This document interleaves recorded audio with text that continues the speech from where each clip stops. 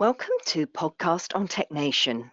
This is a series of podcasts focused specifically on the biomedical and HTM industry. Episodes will be added monthly. Listening to each episode is eligible for 1 CE credit from the ACI. At the conclusion of this episode, you'll be able to access a survey that will appear under this episode's title. You'll be able to download your certificate once you submit the survey. Before we begin today's podcast, I'd like to invite you to our Spring MD Expo. We will be in Temecula, California from April the 15th to the 17th, so please visit mdexposhow.com for event details and registration information. Podcast on TechNation would like to thank our sponsor, Multi-Medical Systems. When you're in the business of protecting the health of patients, you don't have time for malfunctioning medical equipment or dull surgical instruments. You need a reliable partner that can provide expert repair and planned maintenance to ensure you have patient-ready equipment that meets or exceeds OEM guideline and regulatory requirements. Multi-Medical Systems provides these crucial elements and others such as on-demand temporary biomedical staffing, endoscopy and surgical repairs, infusion pump preventative maintenance teams, and equipment sales. For more information, visit multimedicalsystems.com. In this episode, we are joined by Matthew Bassuk, CEO at Invert Labs.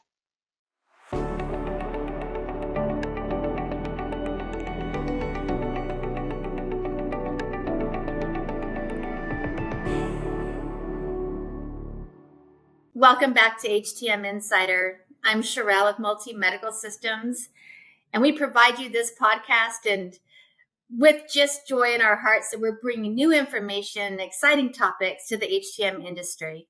And today, I promise you it's exciting and it's intriguing to me. It's fascinating. And I would love to introduce you to my friend Matt from Invert Labs. I mean, we're talking VR, AI, a new way of learning. I don't know if you got a chance to check it out before, but I'm promising you that this is going to be something that you're going to want to see at the next conference. So with no further ado, I'd like to introduce you to Matt. And Matt, can you introduce yourself to the audience?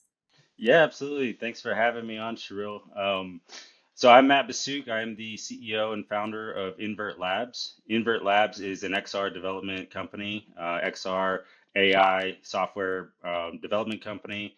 We're based out of San Antonio, Texas, and our primary focus is on providing training and real-time tools for technicians in HTM. And so we actually started in 2022. We're still a new company. We came out of the College of Biomedical Equipment Technology. So I was formerly the director of learning technologies for them. Around 2022, the idea was, hey, how do we get a little bit more hands-on training into an online training program?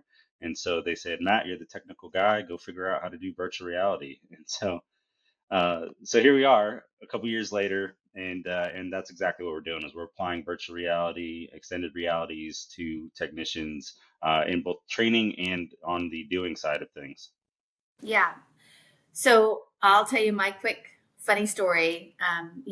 My son-in-laws, they have the VRs and games, and I'm not very good. There was this one, you had to walk a plank, and then you're supposed to just jump off the plank. I could not make myself jump off it, even though I knew I was standing on the ground. That's how real it felt. So I know I've seen some of your demos, and I see how real they look, and I've watched people actually picking things up. So I really want to know more about it and how people can find more information about your company and how they can use you as a resource. But let's talk about what's new and exciting right now in ARV. I think really we're at an interesting point in the landscape of XR adoption in some of the new hardware that's coming out, and so we're really excited to start adding more things to our portfolio and to our content offerings, including mixed reality experiences, multiplayer experiences. So up until this point, what we've had is a independent learning platform where you put on the headset, you go through a specific module, whether it be a PM procedure on a defibrillator or on an IV pump. You're learning how to do certain technical procedures.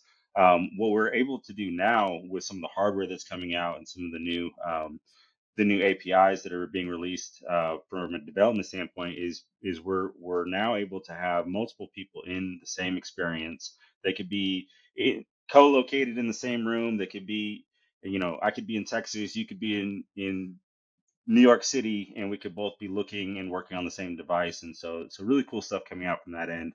And then the future is looking pretty exciting as well with some of the new technologies.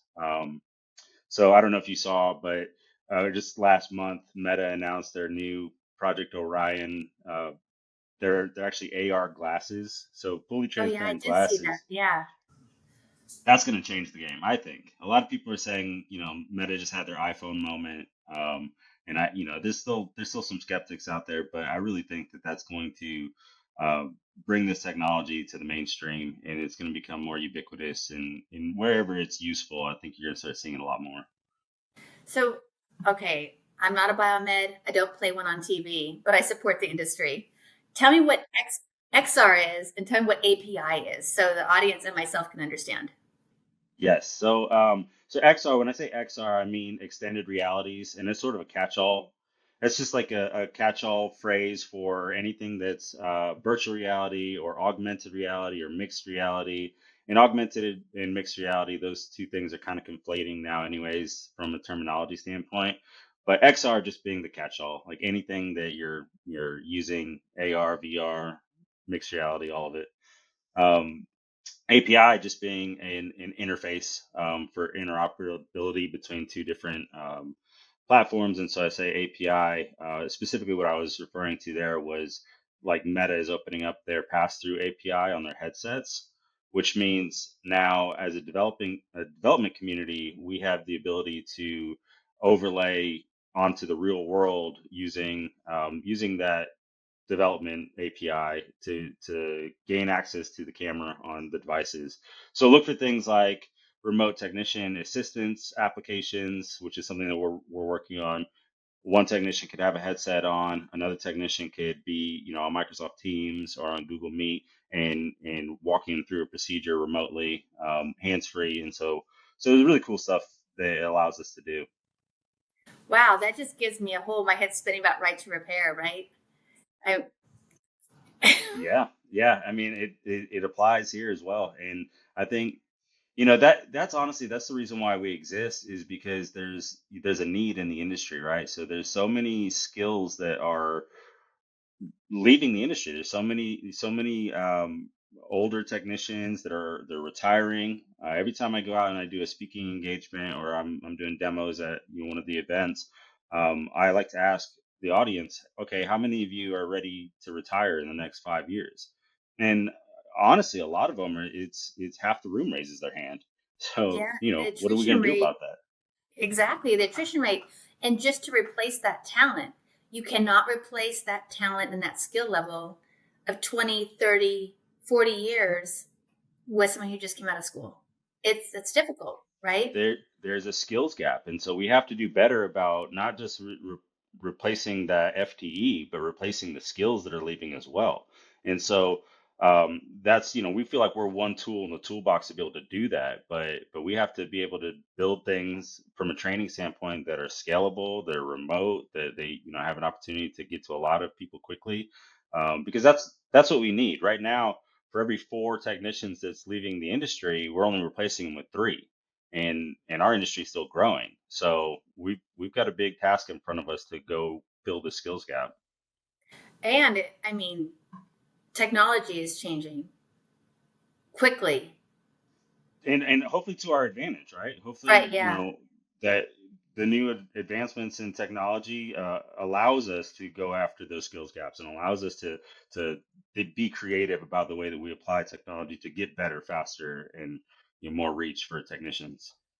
So let me ask you this. So is the technology being received in the industry, specifically in the hospital, with the system managers, managers at the facilities, the direct impact that you're having? And are they saying, I like it, I'm scared of it, I don't think it's real? What's your feedback on that? Well, so I do think that we're still in the infancy of adoption. And I think if you look at the bell curve of adoption for any new technology, it goes through the same cycles. You've got your early adopters, you've got your mid early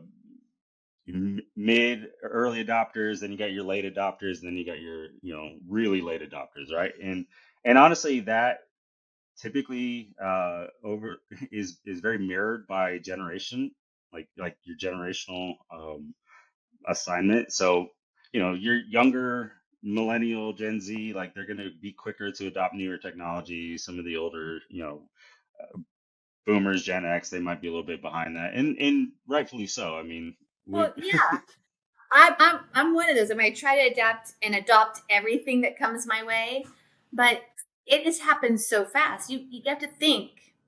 Okay, I'm almost 57, but I remember the first microwave. I remember the first handheld blow dryer, right. right? And I remember getting my first cell phone and carrying it around with a bag, a handle. We still have it, so we could show our grandkids someday. But we carry, I mean, that big old. You think about how technology has evolved in just my lifetime. It's crazy, right? And it And happens so fast. so fast, and you don't look 57, by the way. Oh, Um, thanks. That's a point. Point for Matt. um, well, I think to that point with the how fast it's evolving, and where we're at in adoption. I think you kind of have to go back and look at what really drives adoption.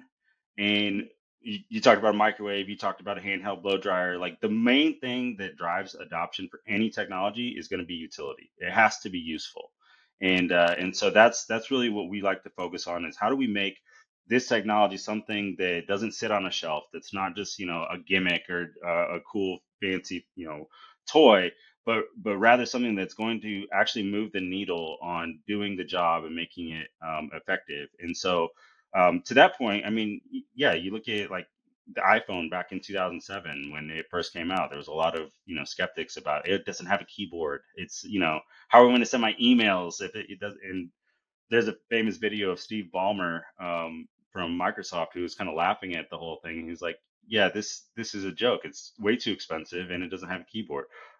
But what ended up happening was they found utility because they crowdsourced utility with the App Store.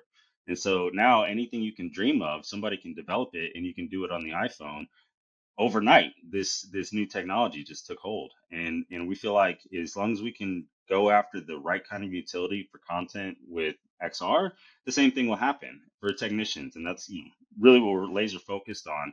But if we can make it so that you can put on a headset and walk up to a device and be walked through how to do the PM procedure on it, well, now you're really moving the needle on this being a useful, and adoption follows. Adoption, it comes right after that, and it won't be long before it's just like, yeah, you can go to training, out in Waukesha, Wisconsin if you want to, or you can just put on the headset. Right. So, and I'm, being And hyperbolic a little bit, but but in showing the value that is just as valuable. I think we learned something during COVID because a lot of biomed schools, CBET being one of them, was offering it virtually. And we still needed to train biomeds during COVID, but we couldn't have them in person. And that was a successful opportunity that we went through because I know my daughter went through it. She was one of those students, you know what I mean? So I saw it and I saw the training and I would hear it and see what she was learning. And I was so impressed by it. But through COVID, we learned how to get away from being all in one spot and that we could learn virtually just as quickly. So I think AR, VR, XR can be the same tool. a million percent agree with that. And what I say is, look at what we learned with COVID. Before COVID, we knew what Zoom was. Like we had Google Meet, we had Zoom, we did that, periodically. During COVID, it really pressed us to adopt it. But now it's like even if you work at the same facility, but you're just, on two different floors, you really have to justify to me why we need to, I need to get in the elevator and we need to be in the same room in order to meet. We just do everything on Zoom now because it's practical, it's cheaper, it's faster. The same paradigm shift is happening with training. And so we're getting to a point now where anything that you can do remotely, anything that you can do online, you need to, and budget constraints, and we will be forced to be doing training more remotely. So how do we make it effective? How do we make it, so that you're not leaving too much on the table, and really save those in person? I don't think in person will go away, but really save those in person experiences for laser focused, hands on type of experiences where you're doing things that you can't actually do in VR or AR, which I think even that is starting to become a smaller amount of things.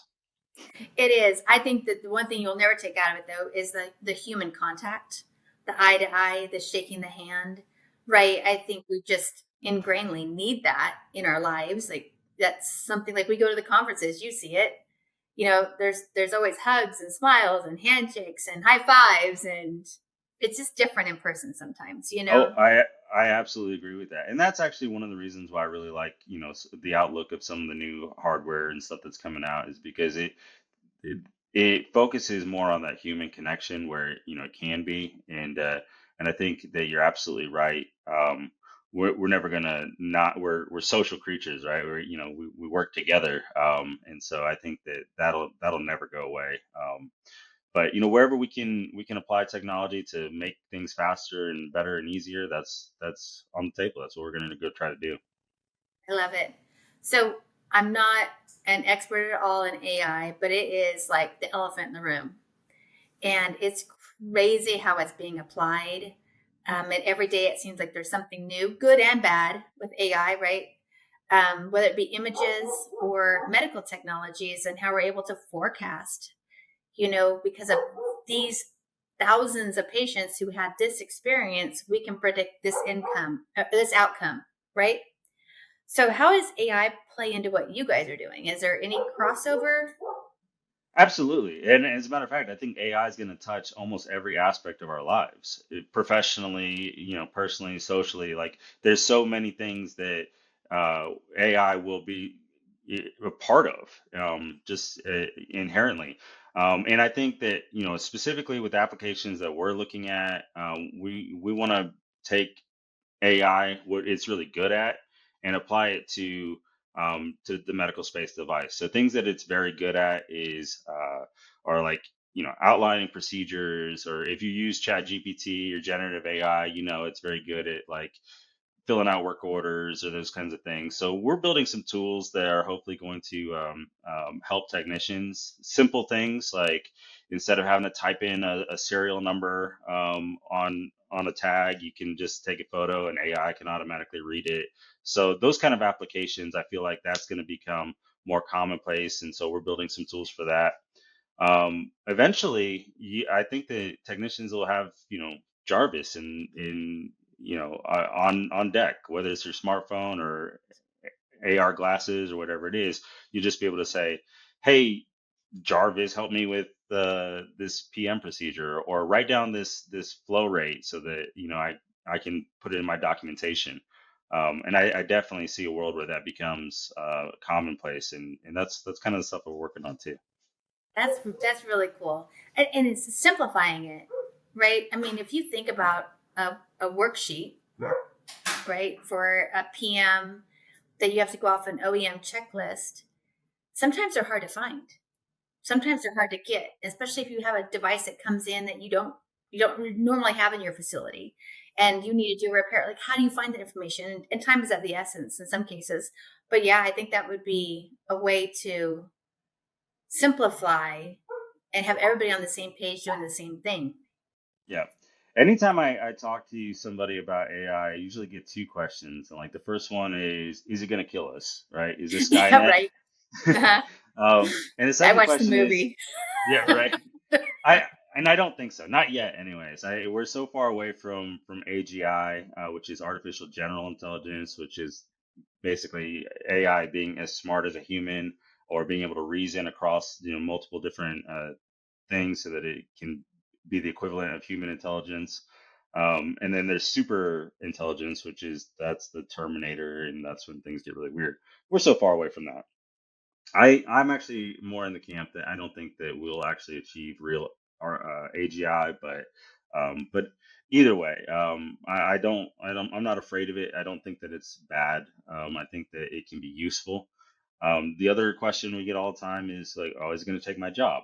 And the answer to that is not anytime soon. I mean, if you use it right and you use it for what it's actually good at, then you'll get faster and better at your job. It won't replace you. It'll make you sharper. It'll make you quicker. It'll make you more effective. And we need that because, again, going back to the skills gap, going back to the labor shortage, we need our technicians to be better and faster and more effective at their jobs because there's fewer of them. So I definitely see it as an opportunity to lean into technology, use it where it's good. Don't don't avoid it. I think that if your organization is looking at it, then you're staying ahead of the curve. If you're not looking at it, you might want to. Yeah, and then that's you say again, if we got the generation gap and the skills gap, um, the younger generation is more apt to look into this, use GPT, be involved in AI in some way, and then somebody that's much older might not be. So if you are that younger person in the shop and you find an exciting new idea, how do you bring it to your facility? Like, this is going to be a good idea. This could be great for us. I mean, new BMEDs are often intimidated to bring up Yeah, new ideas.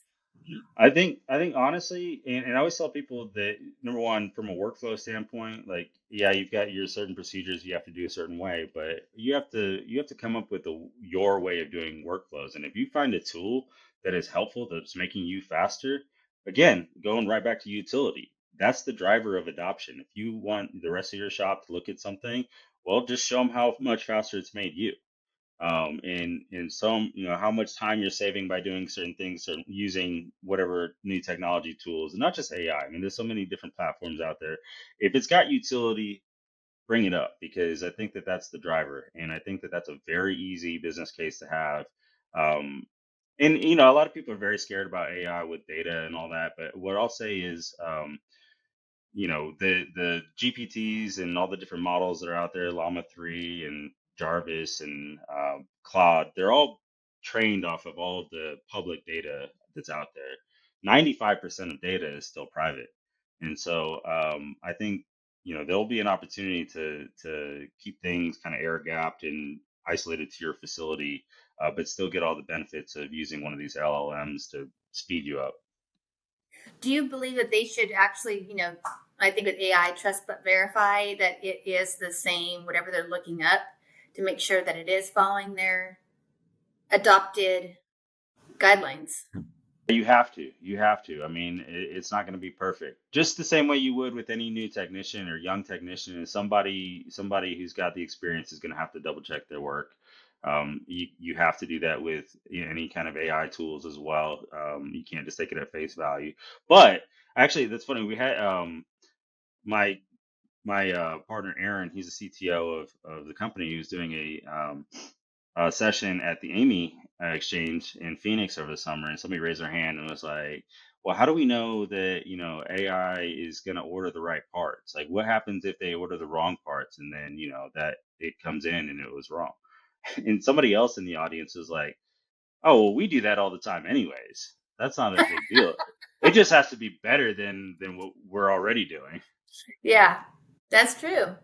And myself, when I use AI or a chat feature, sometimes it's not right, and I have to read it, and sometimes it's a lot better, right? And sometimes I read it, and I'm like, that is not the way I would have said it, right? And I want the audience, whoever I'm talking to still feel like they're communicating with Sherelle. So I'll go back and change things. But it is pretty cool to even use just that simple feature to communicate with others on a very easy level. It's if you want to tiptoe into it, just try one of those features and see what it does for you. Yeah, absolutely. And I'm a big advocate. Of course, I am a techie. I'm in the early adopter camp on almost all the new technologies. But I definitely think that, where it's useful, that's where you lean in. Utility is going to be the driver no matter what the technology is. So how do they get a hold of you, and what services do you offer?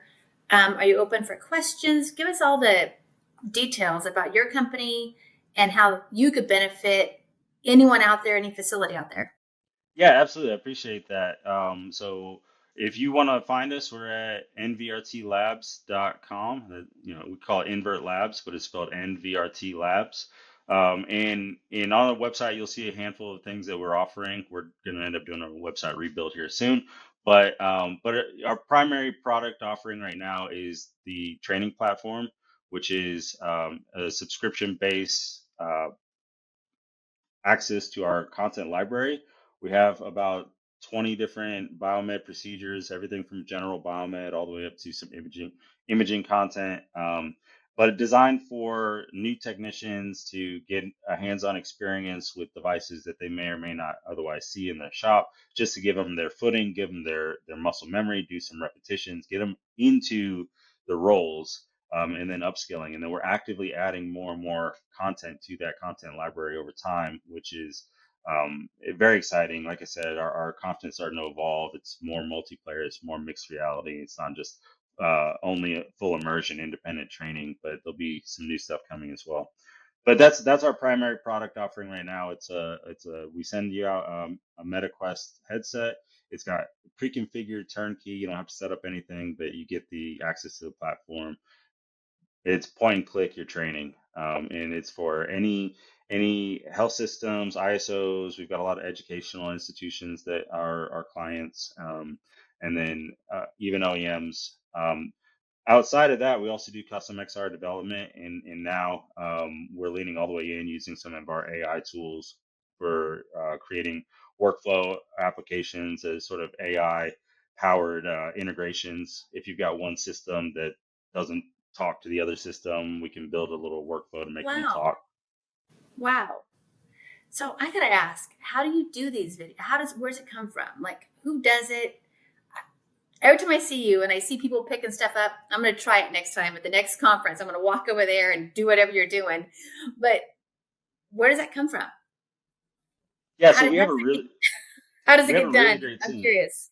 We have a great team. I'm not the developer by any means. I'm just kind of watching them be as talented as they are, but our dev team is really lights out. So we do everything from the 3D modeling from the ground up. So if you've got a piece of equipment that we want to put into virtual, then we have to take photogrammetry scans of it. We have to make sure that we're getting all the subcomponents and then rebuilding that into 3D models. And then we take those 3D models and we put them into Unity. And I've got another team that does all the Unity development, which is a game engine, but we're using it for training applications. And basically, they're applying things like real world physics, certain scripts that make it interactable. So, like if you have a screwdriver, you can actually rotate your wrist, and that'll unscrew the screw. Those kind of things. But yeah, that's all comes from the dev team. They're outstanding. We rely on them. They're incredibly talented. It's just amazing to me. I know there's a lot of gamers out there, so I know you've been doing this a long time. But I know I came from the first Atari that Pong was a big deal. So this is really interesting to somebody of my generation. That being said, a lot of the training is the biomeds have to go to a certified OEM training to be certified in that device.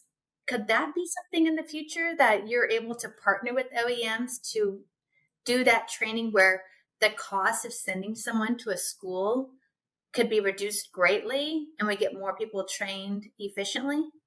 That's exactly what we're working on, both with OEMs and third-party providers. We're a bit agnostic in that world, and I'm a big advocate of right to repair. So, I think that whoever has the training content, we're interested in working with them to make it remote or make it scalable, right? Make it cheaper for technicians to be able to go through that training. As far as the Joint Commission and the DMV are concerned, they don't really differentiate between OEM trained and third party trained. Quality training is quality training. The only difference being some of the OEMs they'll hold back their certifications and say, well, you have to be certified by us. that's a whole dance that your organization has to do with the OEMs and whoever your equipment manufacturers are. But as far as making training accessible, remote, scalable, we're all over it. That is absolutely what we're trying to do, and work with a bunch of different groups to do that.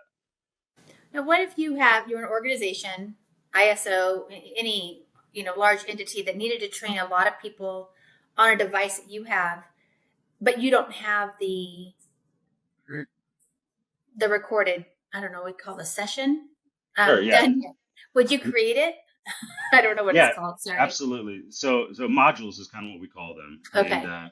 and they're just learning experiences. But yeah, certain procedures we'll break them out into modules, and if it's a really long one, we'll do multiple modules around it. But if we don't have an experience that an organization is looking for, we do custom development. Likelihood is if one organization is asking for it, needs it, it's probably something across the board that everybody could benefit from. So we'll do a special, dev pricing for those kind of engagements because we want to bring it to everybody. But we do custom development all the time. We're working on a bunch of different procedures, and we just we have a long backlog of requests too that we're tackling as fast as we can. That's awesome, though. Now, what if you're an individual person? Like right now, I wanted to learn how to PM a BD Care Fusion 8015. Could I contact you and learn that skill on my own and pay for a course?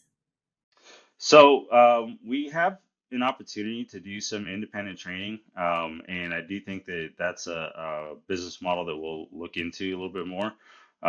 We do have the 8015, an output flow test on that one in our current content library. And so if that's the one you need, then it'd be super simple to get you out a headset and get you trained on that one. I don't think I need to do it, Matt. Hypothetically. But I might try it sometime. I like to, immerse myself, and I like to get the experience behind it.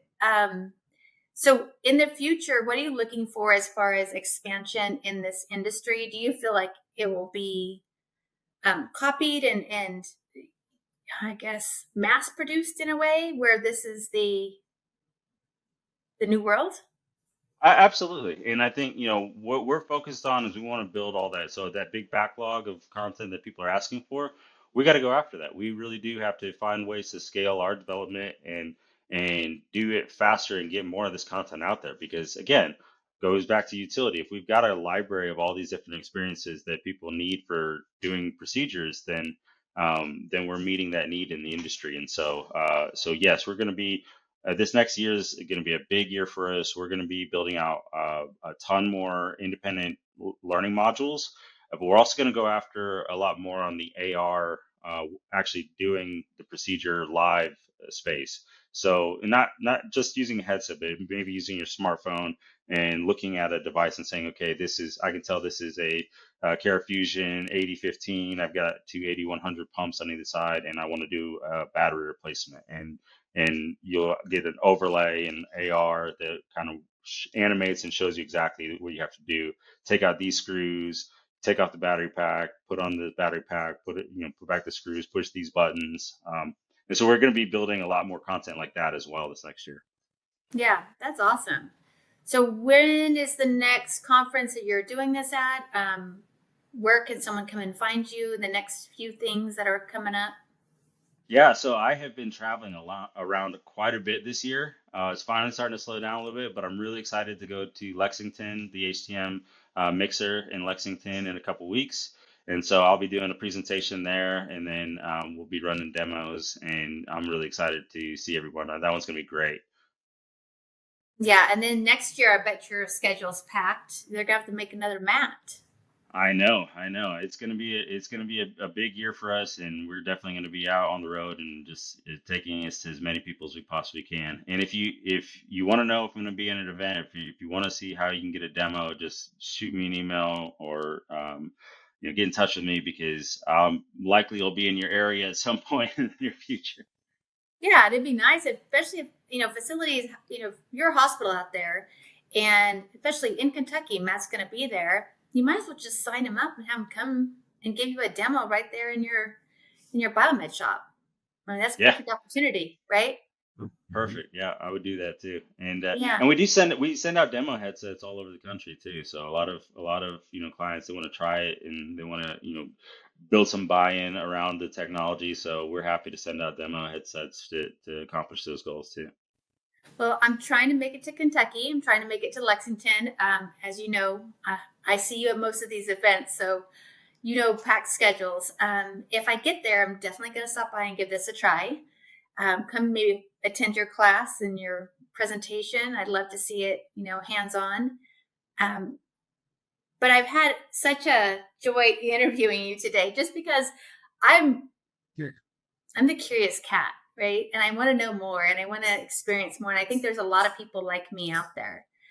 So I've had a great time with having you on the show today, Matt, but I want to leave our viewers what they know is the wow, words of wisdom from Matt. Can you tell us what your wow is? Absolutely. So I think in I'm a learning technologies guy by trade, like this, my background. I'm a big on education, big on learning. And so what I would say is never stop learning. And it doesn't matter if it's going back to school or if it's learning a new skill or if it's learning a new tool or a workflow.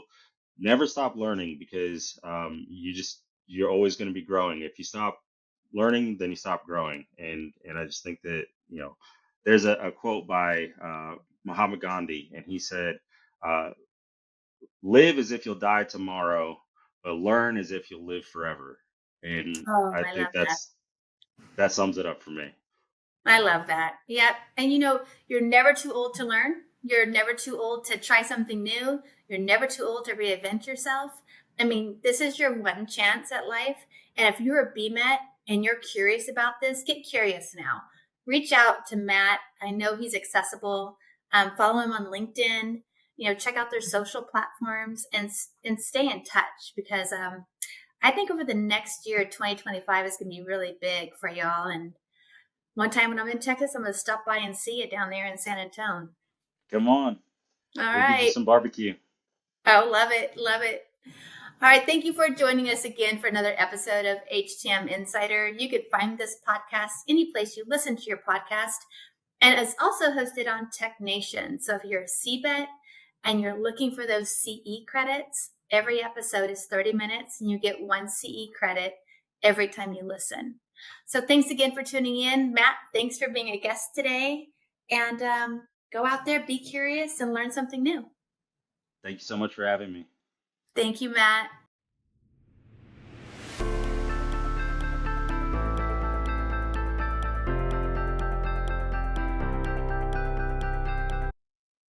Thank you for a great presentation. If you enjoyed today's episode, you might enjoy our ongoing webinar series, Webinar Wednesday. You can find a calendar of upcoming live webinars, as well as an archive of on-demand webinars at webinarwednesday.live. To obtain your certificate for 1 CE credit from the ACI, please remember to complete and submit the survey located below the podcast title. If you have any questions, you can reach us at webinar@mdpublishing.com.